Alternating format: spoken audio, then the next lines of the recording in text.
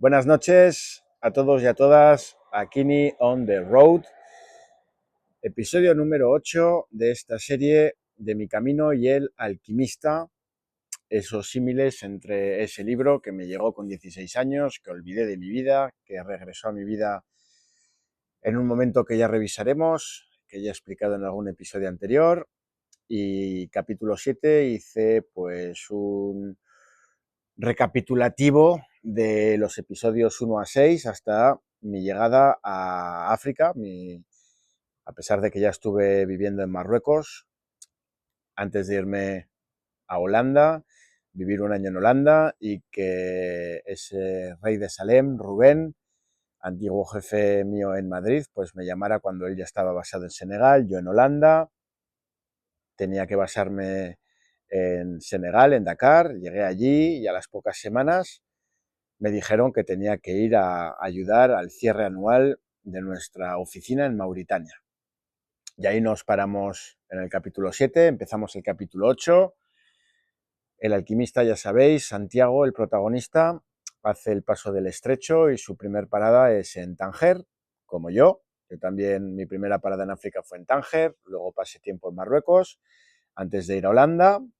Y cuando vuelvo de nuevo a África, pues lo que pensaba que iba a ser una estancia en Senegal se convierte en un viaje fulgurante, rápido a Mauritania, a su capital, Nuakchot.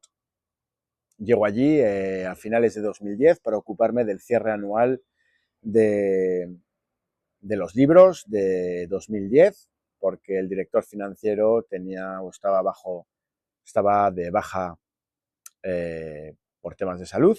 Así que nada, tenía que quedarme allí unas semanas, ayudar con el cierre.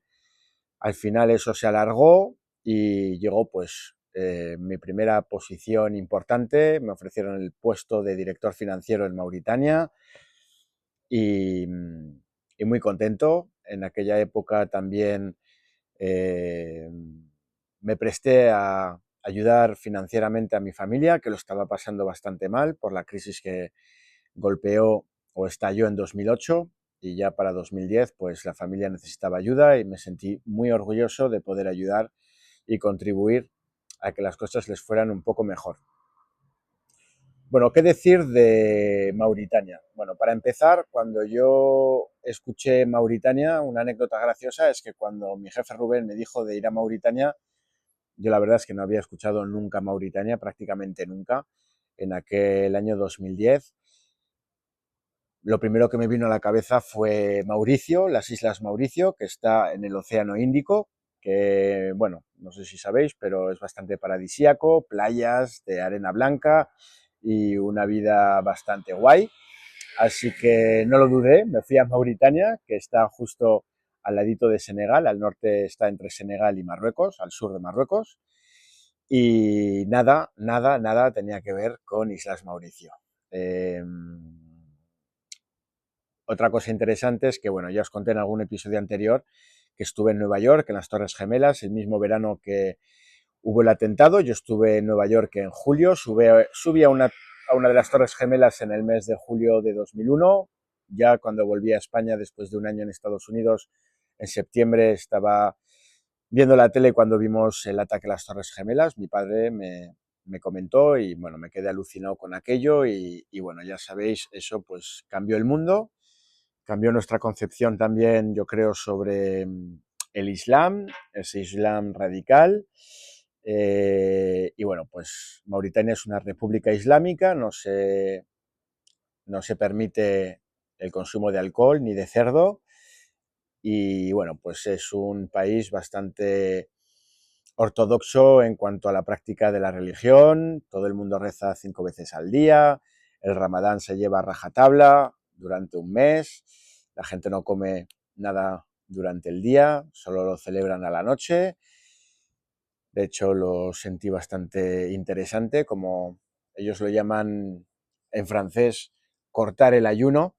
Y es cuando cae la noche, cuando aparece la luna, pues entonces a partir de ese momento ya se puede beber agua, se puede comer y tal, ¿no?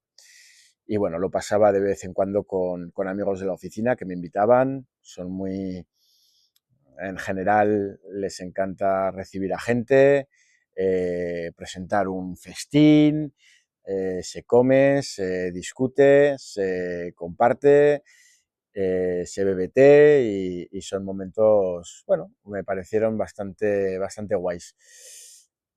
Bueno, yo venía con una cultura basada en el cristianismo católico, con el tema de las Torres Gemelas, con todo lo que pasó desde el 2001, pues con un poco de aprehensión sobre el Islam.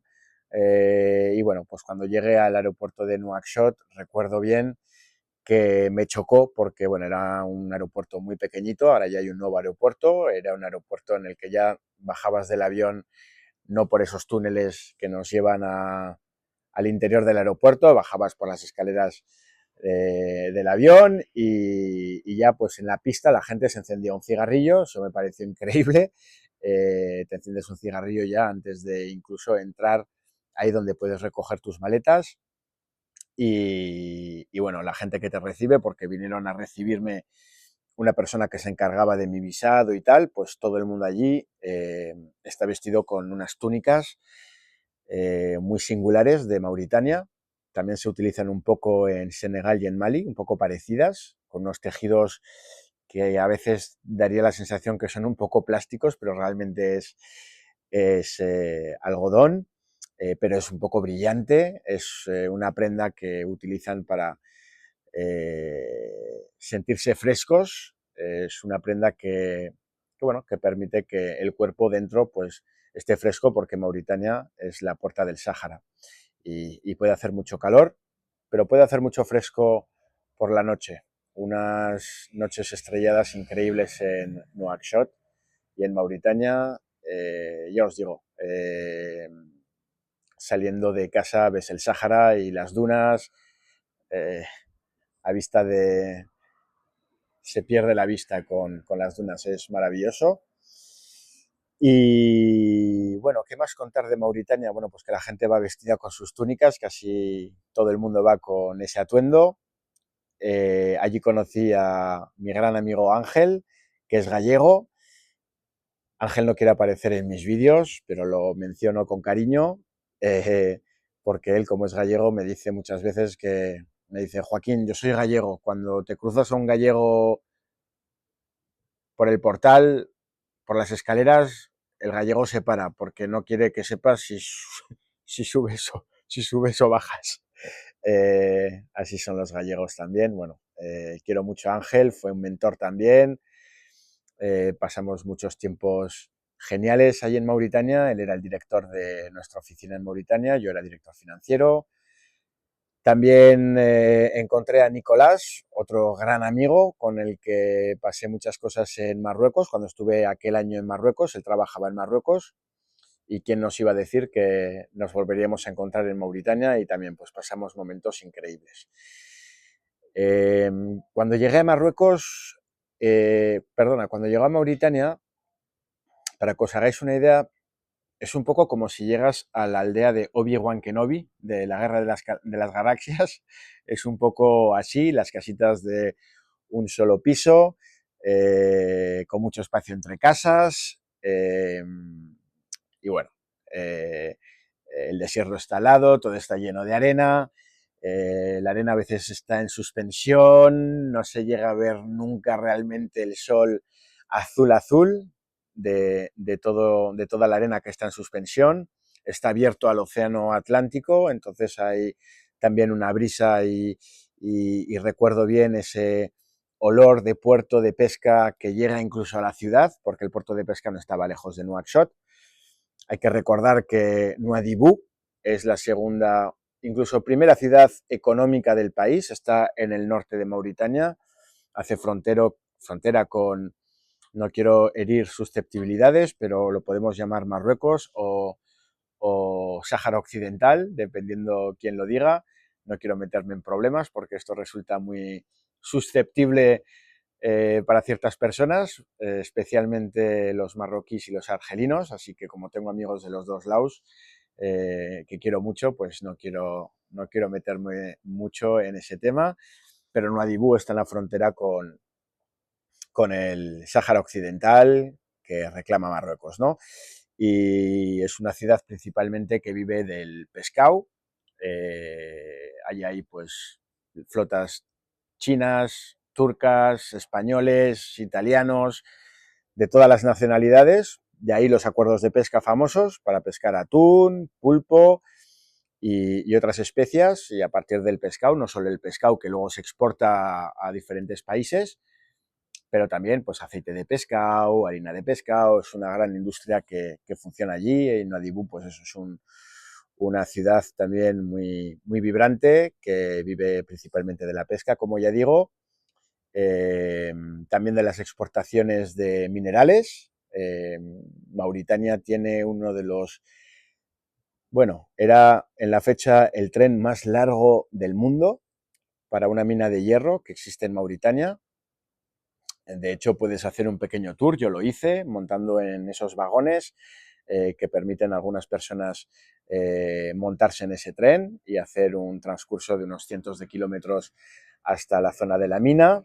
Muy interesante, muy bonito ese viaje, lo recomiendo a todo el mundo. Y recuerdo también en Nouakchott el aroma a cordero.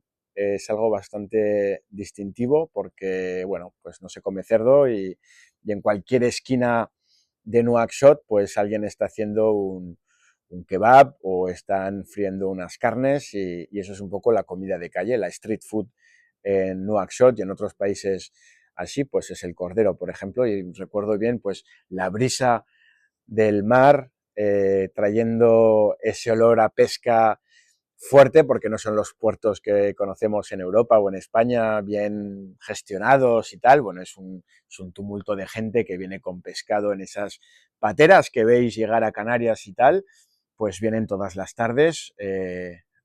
Gente que tiene un valor increíble, que sale con esas pateras con un pequeño motor a pescar a mano, con redes, y a la noche pues traen la pesca. De hecho, muchas noches pues o tardes, al salir del trabajo, nada mejor que acercarte al puerto de Nouakchott y encontrarte unos besugos pues como tan grandes como yo. También le llevé a mi madre una vez que estuve en Mauritania, ella alucinó.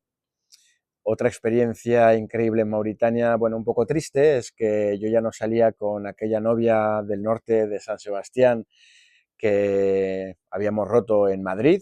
Yo cuando me vine a Nouakchott estaba saliendo con una chica de Brasil. Ella estaba en Pamplona, le invité a venir a Mauritania y bueno, pues otro desengaño o otra experiencia de vida. Le fue muy difícil sobrevivir allí socialmente, es muy difícil.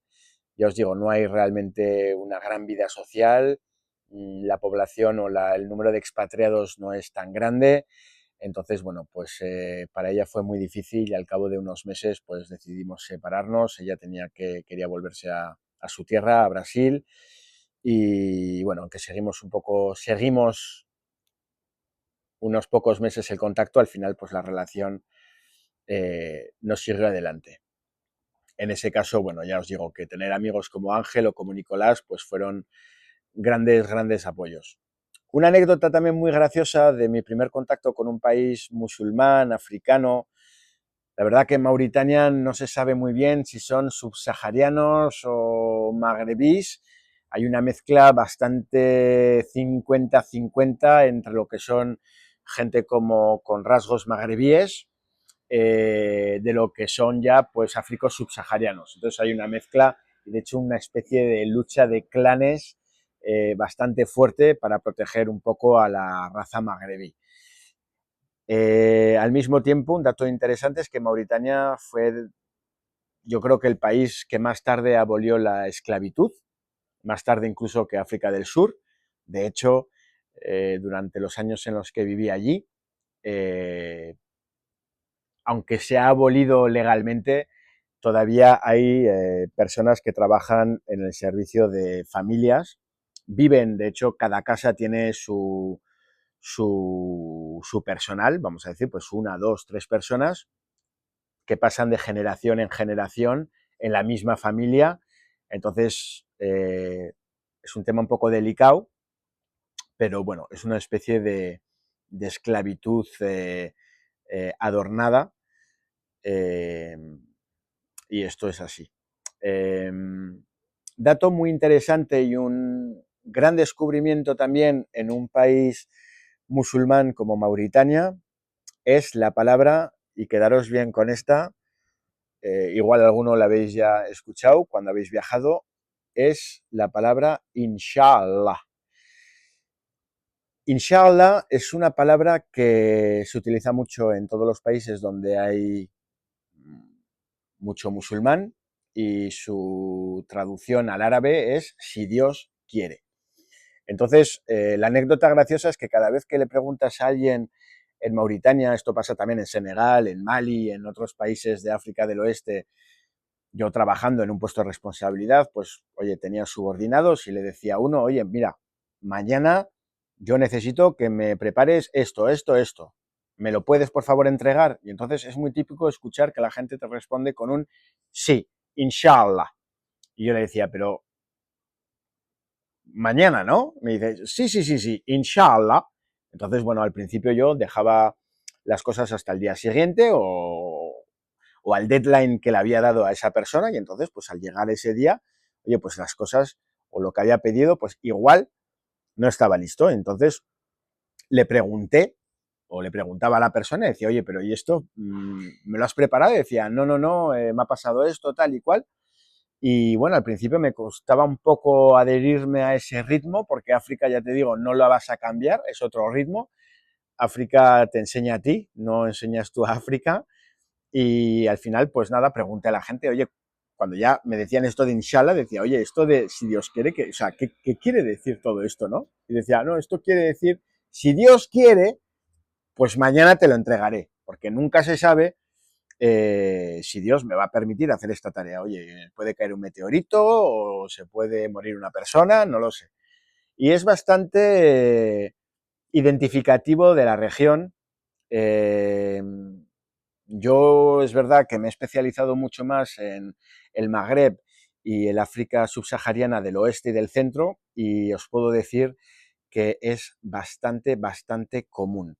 Y denota mucho un poco, pues, eh, ese ritmo africano, ese ritmo que, bueno, tengo que admitir que en países con más mayoría cristiana pasa un poco menos. Ya sé que a alguno le va a herir, quizás no es la intención, pero bueno, he pasado 15 años en África y he podido sentir y vivir que, bueno, este inshallah se convierte en una especie de comodín, a veces para quedar bien, aunque realmente la intención de la persona pueda ser buena. Dato también muy interesante de inshallah, que además lo he comprobado después de haber estudiado un poco de dónde venía el inshallah y tal. Bueno, que sepáis que el término ojalá que utilizamos en España viene efectivamente de inshallah. Fue introducido por los musulmanes cuando estuvieron en la península ibérica, y durante la Edad Media ese inshallah se transformó en ojalá. La diferencia entre el inshallah y el ojalá es que inshallah es si Dios quiere, o sea, eh, es un, eh, es una condición, vamos a decir así, y ojalá, como ya lo sabéis todos, pues es más un deseo, ¿no? Ojalá que llueva, ojalá, pues que sepáis que el origen es musulmán y que cuando decís ojalá, el Alá es Dios. Que sepáis también que, y esto lo aprendí en Mauritania, porque la verdad es que aprendes con el viaje, ¿verdad? Y tanto los musulmanes como los cristianos creemos exactamente, exactamente en el mismo Dios. Esto me chocó bastante hace un par de veranos. Estaba en Asturias con mi hermano en Gijón. Tiene dos hijas maravillosas, mis sobrinas, Sofía y Gabriela, y, y le hice una prueba a mi sobrina Sofi y le dije, estaba hablándonos del curso, ¿no? Estábamos en verano, nos hablaba del curso y tal, y habló en un momento dado de la asignatura de religión, porque está en un colegio de monjas, ¿no? Y le dije, oye, ¿tú estudias el Islam? Y me dijo, sí, este año, y ya tenía pues 15 años. Le dije, sí, este año ya hemos estudiado el Islam. Y le digo, ¿te importa que vea tu libro de texto? Y lo que me sorprendió fue chocante para mí, muy chocante para mí.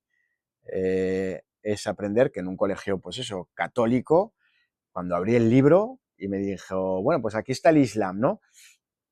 Pues era más o menos un párrafo. Y lo que me chocó, y esto me ha hecho aprender muchas cosas sobre mi concepción hacia el Islam, hacia cómo en Occidente nos han educado, es que cuando leo el libro de texto, decía algo así como que los cristianos creemos en Dios, pero los musulmanes creen en Alá. Bueno, que sepáis que Alá y Dios quiere decir lo mismo, que tanto los musulmanes como los cristianos creemos en los mismos personajes del Antiguo Testamento, casi en todas esas historias son comunes tanto en el Islam como en el cristianismo. De hecho, y esto lo sé porque mi mujer es libanesa, de origen musulmán, pero conozco a muchos libaneses, palestinos que viven en Senegal, son de la diáspora que salió pues, durante muchas décadas de aquellos lugares por los problemas con Israel, que sepáis que todos los cristianos árabes del mundo, cuando van a misa, a una iglesia católica o maroní, ya hablaremos de esto en otro momento, cuando rezan en árabe, porque son árabes, pero son cristianos. Entonces, cuando se refieren a Dios, lo llaman Alá. Esto ya sé que os puede chocar a algunos de vosotros. Hace unos días también lo comenté en un grupo WhatsApp de amigos porque hice un pequeño comentario y dije, oye, que Alá en francés, escribí en un post en LinkedIn y lo compartí con mis amigos y dije, oye, en francés, dije, oye, si Dios quiere, y dije, si Alá quiere. Y cuando lo compartí con mis amigos, algunos de ellos dijeron, hostia, Alá, no sé qué. Y bueno, y les expliqué que realmente Alá quiere decir lo mismo, quiere decir Dios. Es el mismo Dios. La gran diferencia entre el cristianismo y el Islam es Jesucristo. Es decir, que a partir del momento en el que nace Jesucristo y los cristianos, por eso nos llamamos cristianos, es por Jesucristo, Cristo, pues el Islam cree en Jesús no como hijo literal de Dios, sí como uno de sus profetas, pero no como el profeta destinado a distribuir la palabra de Dios. Y es a partir de la muerte de Jesucristo, esto ya hablaremos de este caso o de este tema, pues que unos deciden seguir la palabra de, vamos a decir, Jesucristo, se convierten en cristianos, de ahí el cristianismo, Roma y tal, y otra vertiente, pues que pensaba que Jesucristo no había dicho exactamente que era a la imagen de Dios, y eso pues generó los musulmanes a Mahoma, etcétera, etcétera, etcétera. Ya hablaremos de este tema porque es un tema muy denso, muy interesante, pero que sepáis todos, Dios y Alá quiere decir lo mismo. Por lo tanto, cuando decís ojalá, o cuando aquí dicen inshallah, pues viene de los mismos orígenes, pero tienen connotaciones diferentes, pues por la evolución que ha tenido esa palabra a lo largo de la historia en España. Bueno, pues os he hablado un poco de Mauritania. Ya vamos a ver en el siguiente episodio si vamos a empezar a hablar de Mali y de Burkina Faso, donde también he trabajado y vivido. Tenía mi casa siempre en Mauritania, pero luego pasaba muchos meses tanto en Mali, en Bamako, la capital, como en Ouagadougou, capital de Burkina Faso, viviendo pues en un hotel en Bamako, otro hotel en Ouagadougou, pues ahí me quedaba meses y ya hablaremos de historias interesantes allí. Os quería hacer conocer un poco Mauritania, su pescado increíble. También, muy importante, mi amigo Gemal, que era mauritano, con el que discutí de religión. Bueno, al principio los primeros cruces con Gemal fueron así, porque yo venía con mis conceptos, mis preconceptos, el cristianismo, a ultranza y la gran verdad, y él pues era muy practicante musulmán y al principio pues nos pegamos bastante de golpes con nuestras discusiones, pero fue muy constructivo aprender del Islam, aprender de sus prácticas.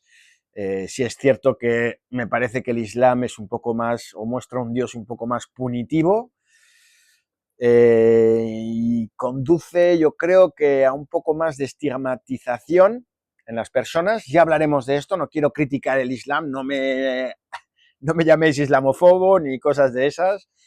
Soy muy imparcial, mi mujer viene de origen musulmán. Pero bueno, volviendo a Jemal, un dato también interesante es que Jemal hablaba ruso, era joven como yo, tenía mi edad, y es porque Mauritania durante la Guerra Fría estaba mucho más alineada con Rusia que con Estados Unidos. Entonces había mucho intercambio cultural, tecnológico, artístico. Artistas rusos venían a Mauritania, muchos estudiantes mauritanos iban a Rusia a aprender. Entonces pues te encuentras en Mauritania a gente que también habla ruso, y uno de ellos pues era Jemal, mi amigo. Su madre era rusa, su padre mauritano. Es un dato también muy interesante, creo. Así que, bueno, el tren más grande del mundo, mucho mineral, mucho hierro, mucho cobre, un poco de oro, pesca increíble, un país que tiene el tamaño de 4 veces lo que es España, pero solo con 5 millones de habitantes, así que os podéis imaginar las planicies, es sobre todo desierto y la puerta del Sáhara. Cierro este capítulo pues con el símil con el libro del alquimista, Santiago el protagonista, yo Joaquín, que comienza en Tánger como yo, y de Marruecos pasa a descubrir el Sáhara como yo en Mauritania, que voy a comenzar a recorrer mi propio Sáhara desde Mauritania a Mali, de Mali a Burkina Faso. Así que muchas gracias por seguir el canal si lo estás siguiendo. Si no lo estás siguiendo, pues también. Si te suscribes, bien. Si no te suscribes, bien también. Hago esto por amor y por compartir mis vivencias. Me he propuesto terminar esta serie de mis capítulos. Ya tengo otras nuevas ideas que me están saliendo, así que si lo sigues, pues genial. Y si no, pues también. Sé feliz, quiérete, vete a la aventura, descubre, cáete, levántate, y ya sabéis todos que os quiero un montón. Este vídeo se lo dedico a Mauritania, donde pasé unos años increíbles. Se lo dedico a Ángel, se lo dedico a Nicolás, se lo dedico a Jemal y a mucha otra gente que conocí allí, y sigo teniendo un montón de amigos allí, y, y es maravilloso viajar y conocer. Así que os envío un beso enorme desde Dakar, capital de Senegal, a 4.000 kilómetros de España. Y ya sabéis, si queréis ver otro episodio, pues ahí, a la suscripción. Buenas noches, chicos. 12 de noviembre de 2025.